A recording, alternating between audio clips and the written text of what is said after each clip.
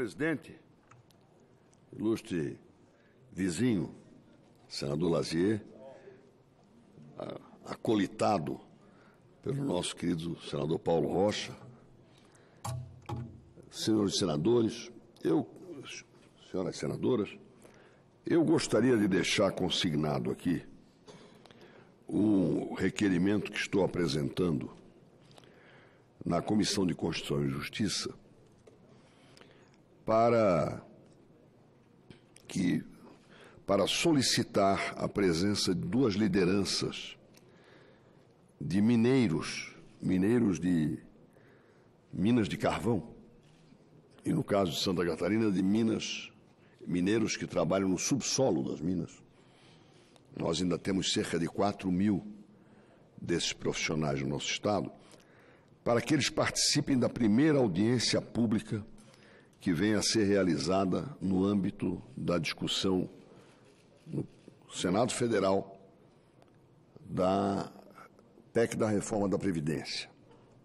E vou acostar a esta minha manifestação duas matérias alusivas a uma motivação que eu considero pessoal, além de política.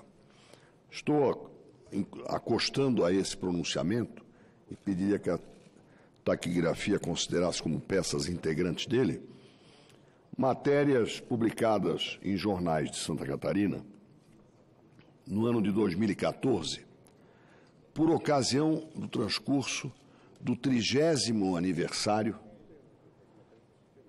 de uma tragédia que marcou a indústria carbonífera de Santa Catarina. No dia 10 de setembro de 84, eu era governador do estado, ruiu e houve, em função de uma explosão, o chamado painel sexto, pode-se dizer o sexto andar para baixo, de uma mina em Santana, berço da migração italiana, um dos berços da migração italiana para o sul de Santa Catarina, no município de Uruçanga, e morreram todos os 31 mineiros que estavam naquele patamar da extração do carvão. Naquela época, o Brasil ainda vivia a crise do petróleo, a primeira crise do petróleo da nossa geração, determinada pela escassez de moeda forte para importar petróleo. Então, era preciso dinamizar a produção de carvão, tanto no Rio Grande do Sul quanto em Santa Catarina, para suprir a falta de dinheiro para comprar o petróleo que era necessário para o funcionamento da economia brasileira. Eu fui à missa daqueles mineiros, chovia, e um tio de um dos mineiros mortos me emprestou o guarda-chuva. Eu estava sozinho ali, governador do estado, e ele me emprestou o guarda-chuva. Este gesto de solidariedade a quem tinha ido levar a solidariedade, ainda que inútil em termos práticos, mas humana e cristã, me marcou profundamente. E há uma dúvida hoje se o artigo 21 da PEC cobre ou não, senador Cajuru, a situação desses trabalhadores de subsolo. Até porque há uma contradição. A idade mínima para aposentadoria pelo texto da Constituição é 55 anos, neste caso. E a CLT, nos seus artigos 300 e 301, estabelece que ninguém pode trabalhar no subsolo depois dos 50. Ou seja, há uma contradição, muito embora, é evidente, a Constituição prevaleça sobre a lei. E há uma afirmação dos técnicos que nortearam a redação da PEC número 6, de que o próprio artigo 21 representaria um atendimento do mineiro de subsolo. considerando que a atividade dele é insalubre e, por isso, ele poderia se aposentar com uma idade inferior a 50 anos. Este e outros casos, eu ouvi aqui menção pelo senador Paim, do caso da pensão por morte de um dos cônjuges.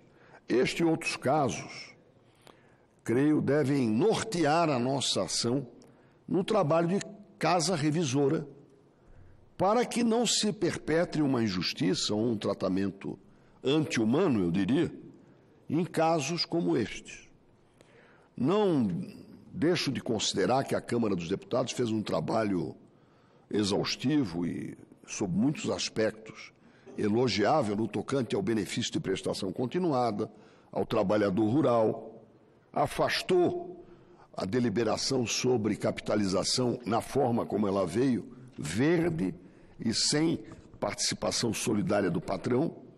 Acho que ela trabalhou bem nisso.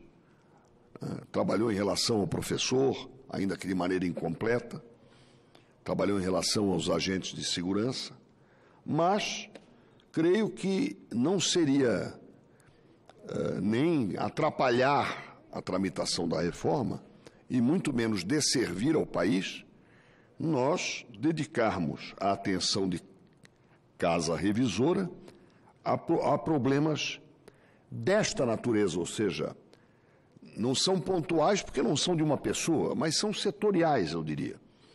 E, com isso, contribuir para que a PEC da Previdência, cuja estrita necessidade eu quero aqui ratificar como sendo do meu entendimento, não deve, eu repito, ser conduzida de tal sorte que se imagine que a nós, Senado, cabe apenas referendar o trabalho da Câmara.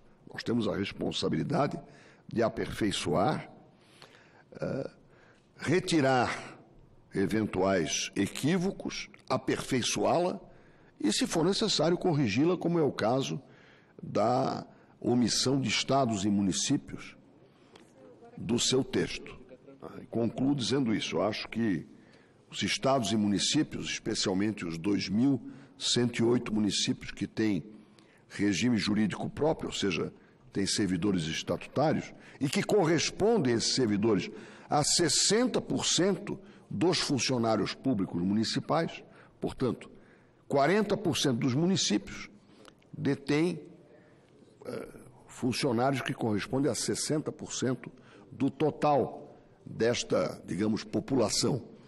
Creio, portanto, que o nosso trabalho é um trabalho sério, delicado, porque envolve o lidar com a vida, os anseios e o futuro de uma legião de brasileiros produtivos, mas que chegarão em algum momento à sua data de aposentadoria.